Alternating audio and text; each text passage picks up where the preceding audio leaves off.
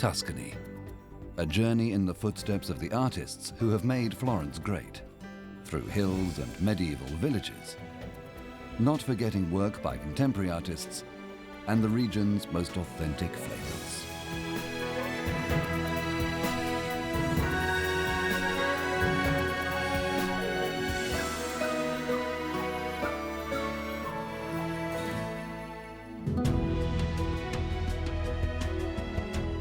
Pilgrims along the time-honored route of the Via Francigena would rest in the wealthy city of San Gimignano, a traditional saffron-growing center. Here, in medieval times, the law prevented well-to-do families from flaunting their wealth by wearing sumptuous jeweled garments. This led to a different kind of competition, with families vying to construct imposing towers alongside their homes. The only condition was that they did not exceed the height of public buildings.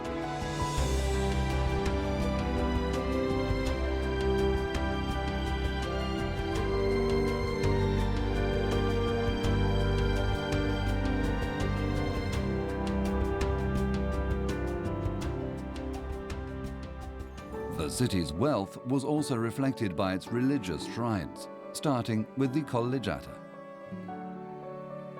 The church, divided into 3 naves, is the backdrop for frescoes of the Sienese and Florentine schools, painted between the 14th and 15th centuries. Their subjects, drawn from both the Old and New Testaments, include the Last Judgment, Paradise, Hell, and the martyrdom of the saints.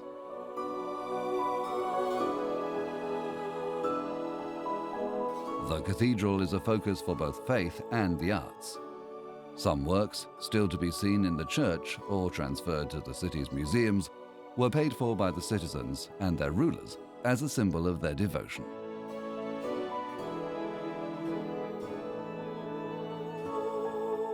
The Santa Fina chapel is decorated with frescoes by Ghirlandaio.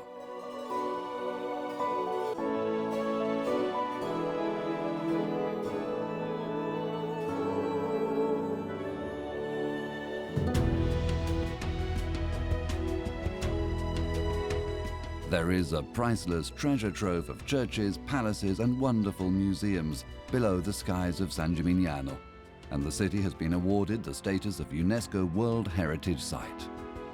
As many as 72 soaring towers were built during the period of the city's greatest prosperity, and almost 1,000 years later, 13 still stand as witnesses to that secular wealth.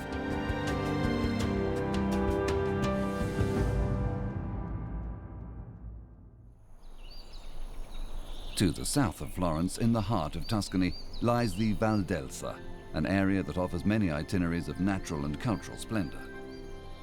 Since the year 1000, pilgrims from northern Europe bound for Rome crossed this region as they traveled along the Via Francigena. Certaldo grew up alongside this route, recently declared a European cultural itinerary.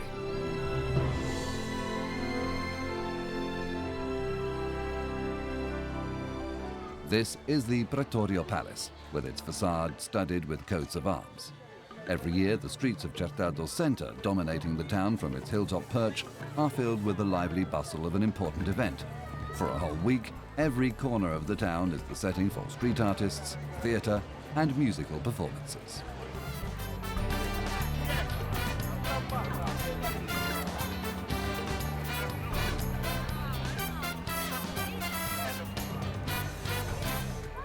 Over the years, the festival's success has grown, and it now attracts thousands of spectators.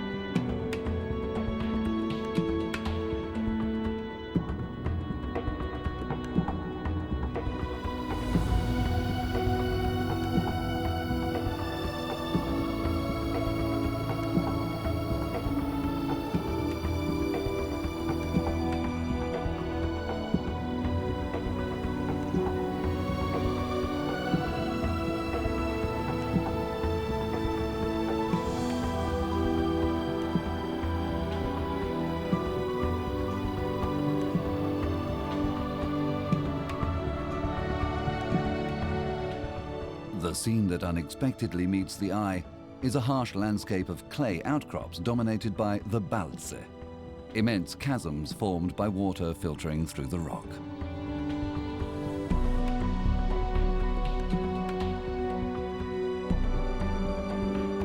Ancient Volterra sprang up here.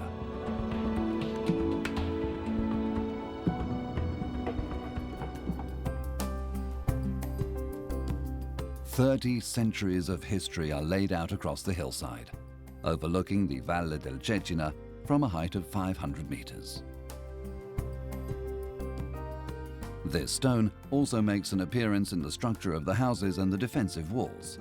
The Free Commune's 13th century urban layout is one of Italy's best preserved examples. The townsfolk are deeply proud of their 3,000-year history and Volterra's artistic wealth. Volterra's walls provide a backdrop for a fascinating centuries-old art, given new life in the 18th century with the foundation of a school and workshop, which remains an inspiration for contemporary craft artists. I first encountered alabaster about 60 years ago when I was between 10 and 15. I was partly driven by my own passion and partly by the fact that where we lived, the place was dominated by alabaster and workshops.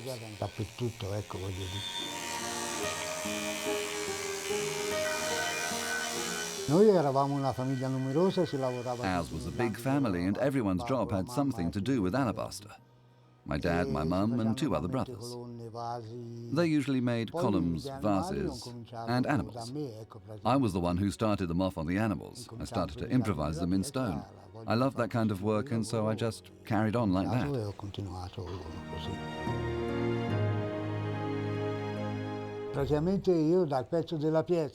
I begin with the piece of stone and I have an idea of what I want to make from it. Sometimes it's the stone itself when it's not a uniform shape. A simple movement can inspire the idea of a particular subject. Alabaster working has Etruscan origins. Tombs and urns from this period still remain, created from the translucent stone widespread across the region.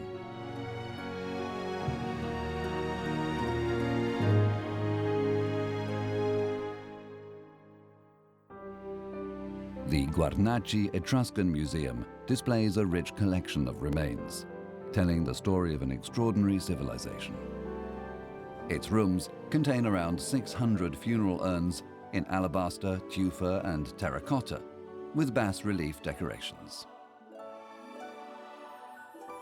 One of the most famous artifacts is the urn of a married couple from the 1st century before Christ. The couple's gaze is lost in contemplation of the mysteries beyond the grave.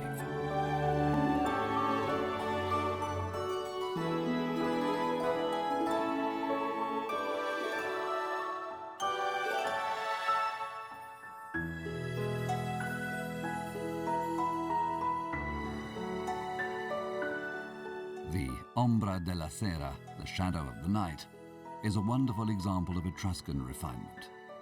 This elegant bronze statuette has a unique shape and style.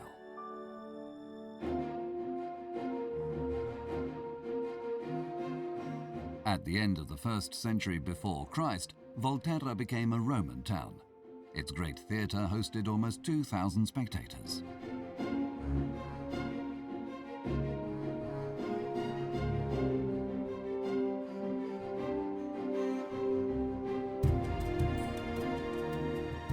And that is Volterra, a city museum where 3,000 years of history come to life.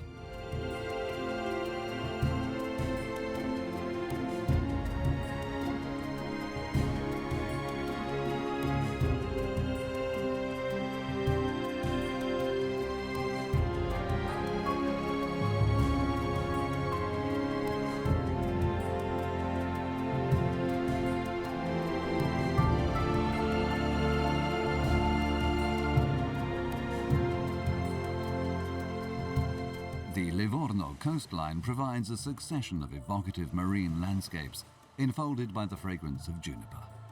Castiglioncello rises from a promontory covered in pine and ilex, the inspiration for the works of the painter Macchiaioli. The poet Giovanni Marradi also sang of these landscapes and dedicated several poems to Rosignano's white beaches.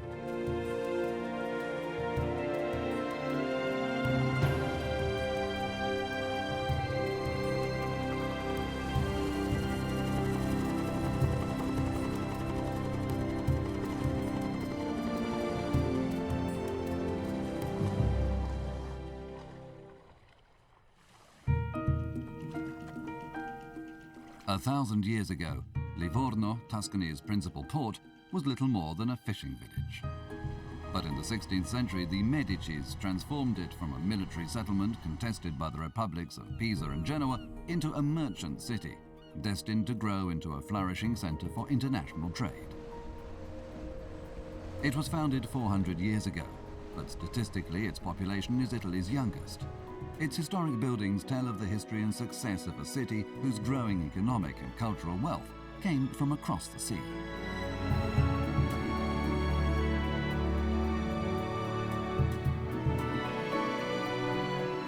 Villa Mimbelli was built in the 19th century, when Livorno's thriving entrepreneurial and financial middle classes constructed luxurious homes in the outskirts of the city. After suffering war damage, the villa was restored and opened to the public.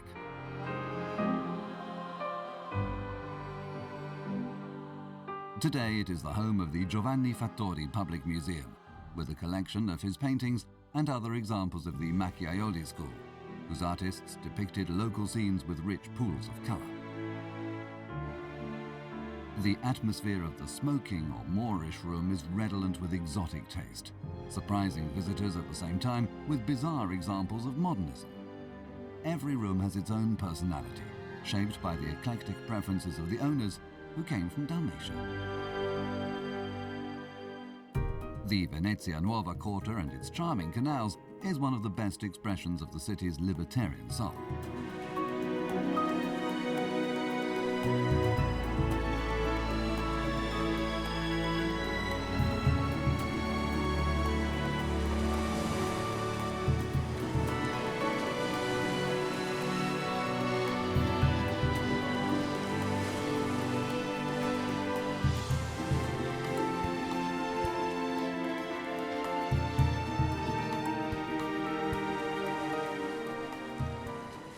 Livorno prides itself on its free-thinking tolerance, ideals that have shaped the character of its inhabitants, thrown together in the bustle of its streets and cheek by jowl with the sea.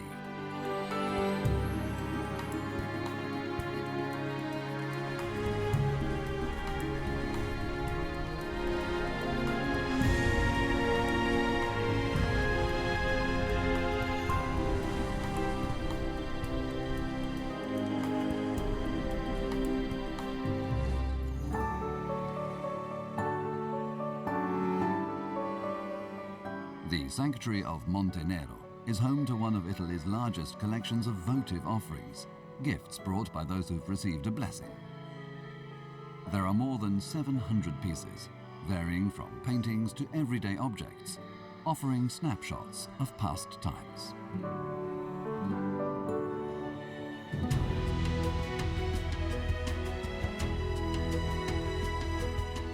Built in the 14th century to celebrate the miraculous healing of a shepherd on a hill called Monte del Diavolo, the sanctuary has long been a destination for the faithful.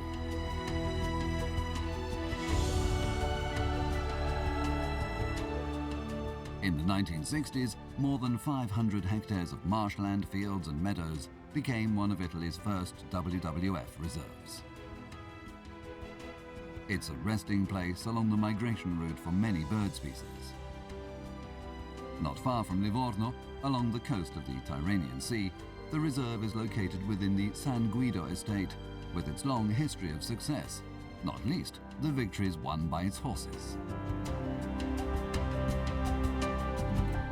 From the early 20th century to the 1980s, the Dormello Olgiata stables were acknowledged as Italy's most important, and today their founder, Federico Tesio, is considered to be the greatest horse breeder of all time.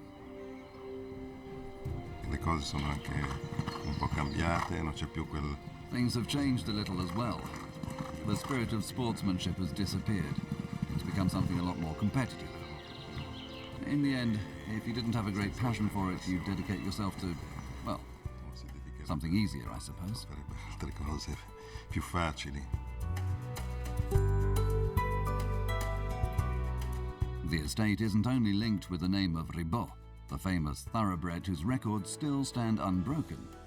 It's also known for a special wine, inspired by intuition and blessed by a success that owes much to the characteristics of the local climate and soil. Il Sassicaia è nato per una... Sassicaia grew from an idea my father had always nurtured, but never had the chance to put into practice. To do something new in the production of Italian wine. Nella produzione del vino italiano. Made largely from Cabernet grapes, there's a clear difference between Sassicaia and wines produced according to traditional local practices. It met with immediate success though, and the new wine created by the Marquis Mario Incisa della Rocchetta has won many international awards.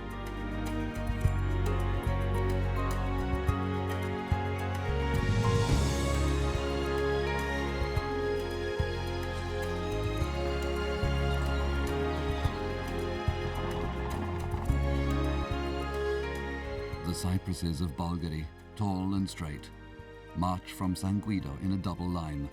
Almost like young giants running, they leap forward with their eyes upon me. Giosuè Carducci's famous verses echo among the walls of the village of Bulgari, the poet's childhood home for 10 years. The typical vineyards that shape the region's character line the route, leading to a place where history, art, and the sacred interweave.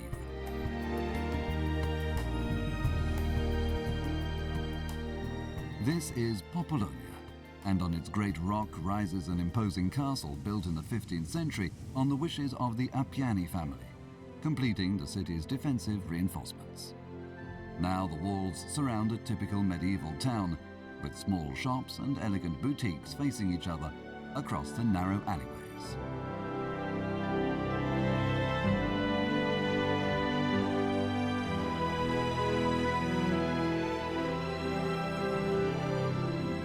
The source of Popolonia's fame lies in its Etruscan origins.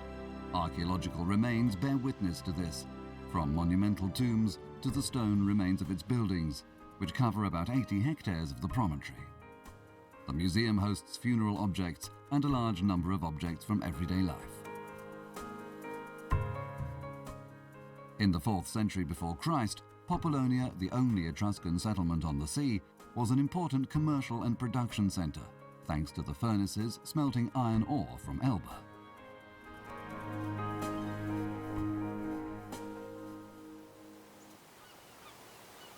Elba is the main island off the Tuscan archipelago and is Italy's third largest after Sicily and Sardinia. The Enfula Peninsula reaches out into crystal clear waters.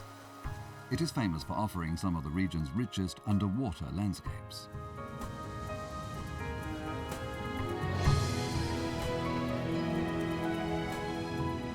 Towering cliffs, the beaches of fine golden sand, and the ever-changing colour of the waters are under the protection of a national park covering almost 80,000 hectares.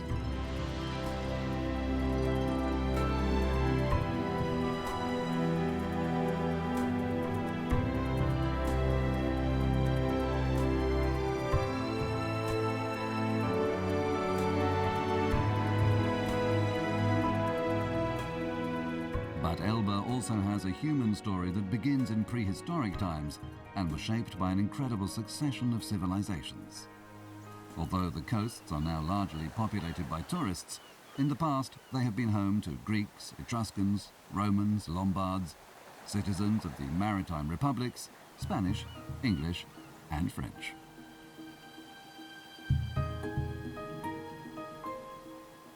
Visitors mooring at Portoferraio will immediately be struck by the variety offered by the inhabited centre, so the scuba gear can wait. In the 16th century, Portoferraio was called Cosmopoli, after Cosimo de' Medici.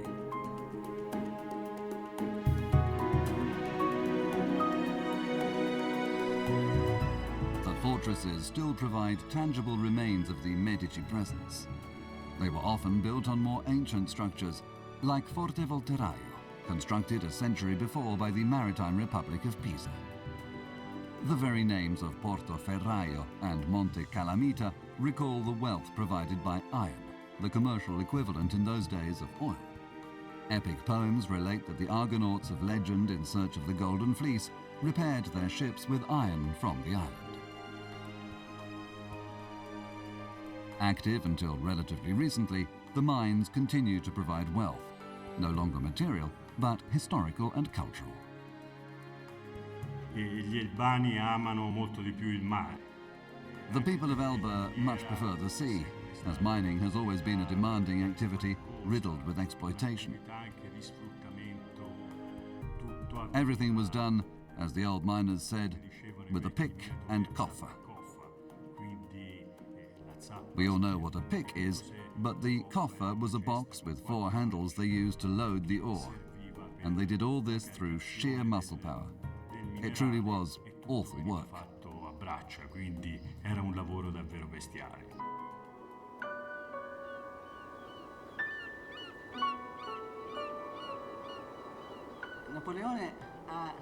Napoleon lived on Elba for 10 months, from May 1814 to February 1815.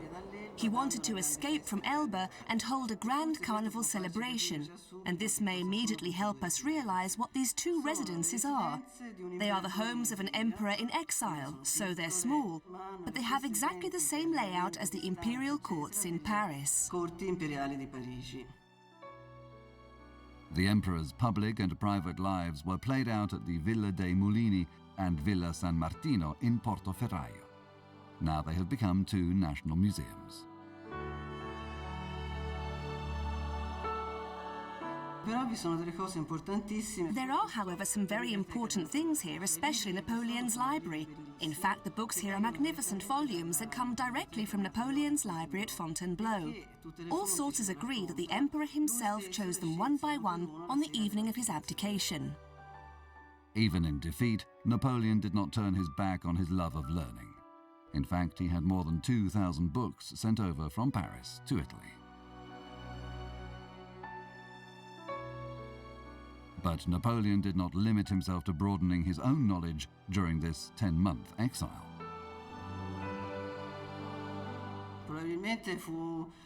Let's say that Elba before Napoleon's arrival was in quite a precarious situation. There had been no great public works. The first things he busied himself with were the roads, public hygiene, then the organization of Elba's entire economic framework, starting from the mines, from fishing, and he also intended building a huge granary on the island of Pianosa.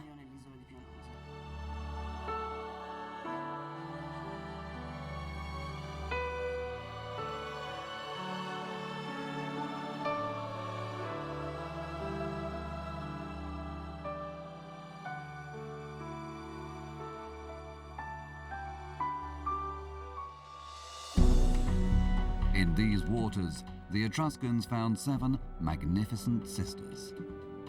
For the rockiest isle, whose air was full of evocative scents, they chose the name Capra, which meant stone in their ancient tongue. They named the sea astride the routes between east and west after their king, Tirsenos.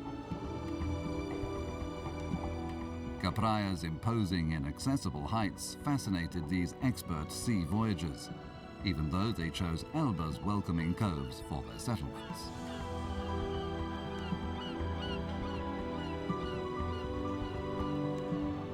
Capraea is the wildest of the islands of the Tuscan archipelago, closer to Corsica than Italy. Until quite recently, it was the site of a penal colony. But now the handful of islanders welcome travelers who will discover a natural pocket paradise, offering hiking trails across the volcanic rocks and undersea diving in waters lit by 1,000 colors.